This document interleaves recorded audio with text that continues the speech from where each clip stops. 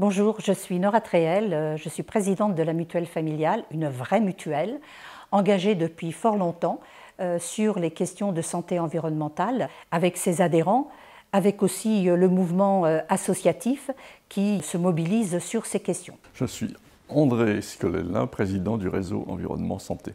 Notre mutuelle se positionne comme un acteur de santé et de prévention et à ce titre, elle a engagé depuis de longues années un partenariat privilégié avec un certain nombre d'associations qui luttent et s'engagent en faveur de la santé environnementale. Le réseau Environnement Santé a été créé il y a 9 ans avec un objectif, mettre la santé environnementale au cœur des politiques publiques. Parce qu'on considérait, les choses ont un peu évolué depuis, mais que la santé environnementale était marginale dans la politique de santé. L'enjeu est très simple, on se préoccupe du soin. Aujourd'hui, on confond système de santé et système de soins. Évidemment, c'est important de s'intéresser à la maladie quand elle est là, mais c'est important aussi de faire en sorte que les gens soient le moins malades possible. Et donc, être le moins malade possible, c'est agir sur les causes environnementales de ces maladies. Donc, c'est l'enjeu de la création du réseau Environnement Santé. Alors, le thème du colloque est santé environnementale et maladies chroniques, coût de l'action, coût de l'inaction, parce qu'on assiste à une véritable épidémie. L'OMS parle d'épidémie mondiale de maladies chroniques dans le monde. Les maladies chroniques, ce sont les maladies cardiovasculaires, les cancers, les maladies respiratoires, le diabète, ce sont les principales maladies, les troubles du comportement. Et ce nombre de maladies explose, non seulement dans les pays développés, mais dans le monde. Et on ne peut pas expliquer cette progression par simplement un phénomène lié au vieillissement. Donc il y a des causes qui sont environnementales.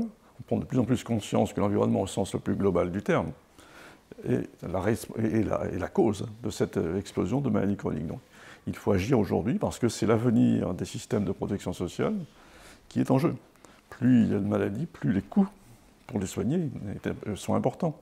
Et donc il faut aujourd'hui, c'est l'enjeu du colloque, rapprocher deux milieux qui se connaissent peu, même très mal, qui sont le milieu des gens qui s'occupent de la protection sociale, de la santé, de l'assurance maladie, et ceux qui s'occupent de l'environnement. Ces deux milieux doivent se parler et construire ensemble une réponse commune à cette épidémie mondiale de maladies chroniques. Donc on a une explosion des coûts, une implosion du système de santé, parce qu'il doit faire face effectivement à de plus en plus de cas à traiter. Et donc il faut attaquer le mal à la racine, et le mal à la racine, c'est attaquer les causes environnementales de ces maladies.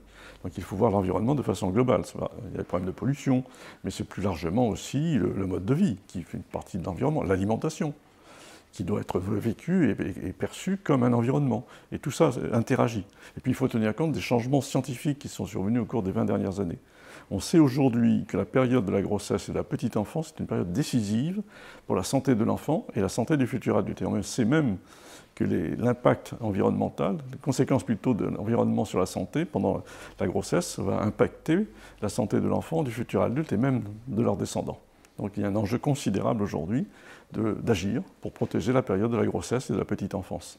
Et sur ces bases, nous pensons qu'il faut à la fois alerter, proposer et contribuer à refonder les politiques de prévention sur ces questions.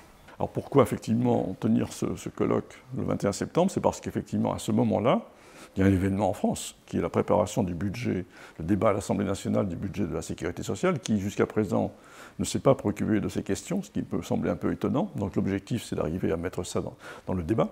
Et puis il y a un événement international qui est l'Assemblée générale de l'ONU qui pour la deuxième fois va traiter de la réponse de la communauté internationale à l'épidémie mondiale. L'OMS parle d'épidémie mondiale de maladies chroniques. Nous avons choisi, pour la seconde fois d'ailleurs, le Conseil économique, social et environnemental, parce que pour nous, c'est le lieu emblématique de la représentation de la société civile, de la représentation des citoyens, et à ce titre, c'est donc un lieu privilégié du débat citoyen que nous voulons faire résolument avancer sur ces questions de santé environnementale et d'action sur les risques, parce que ce sont des questions absolument cruciales pour la santé durable des personnes, et comme mutuelle, nous sommes attachés à cette protection durable de la santé de chacun.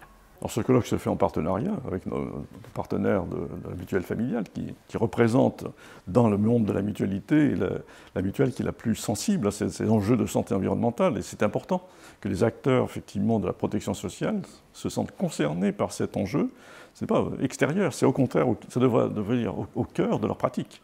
Comment agir pour faire en sorte que les populations soient le mieux sensibilisées, se protègent elles-mêmes, soient mieux conscientes effectivement de ces risques pour mieux se protéger. Voilà toutes les raisons qui font que je vous appelle à venir nombreux à participer à ce débat, non simplement pour écouter, mais aussi pour contribuer et pour essaimer autour de nous et devenir chacun à notre façon, à la fois des lanceurs d'alerte, mais aussi des lanceurs de propositions, parce qu'il n'y a pas de fatalité à la situation que nous connaissons. Je compte sur vous au colloque du 21 septembre. Jeunes, moins jeunes, toutes les générations sont concernées par ce débat.